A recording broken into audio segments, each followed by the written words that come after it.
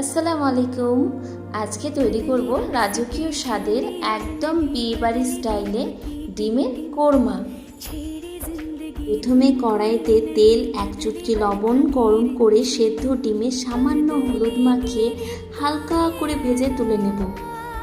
এবার তেলের মধ্যে পেঁয়াজ কুচি লালচে করে ভেজে নিয়ে গুঁড়ো মশলা আর আদা রসুন বাটা দিয়ে ভালো করে কষিয়ে নেব এবং স্বাদ অনুসার লবণটাও দিয়ে দিব।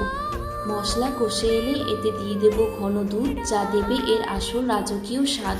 ঝোল ফুটে উঠলে ভেজে রাখা ডিমগুলো এক এক করে দিয়ে ঢাকনা দিয়ে দেব।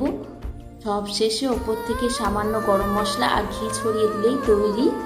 দেখতেই পাচ্ছেন দারুণ লোভনীয় ডিমের কোরমা একদম রেডি।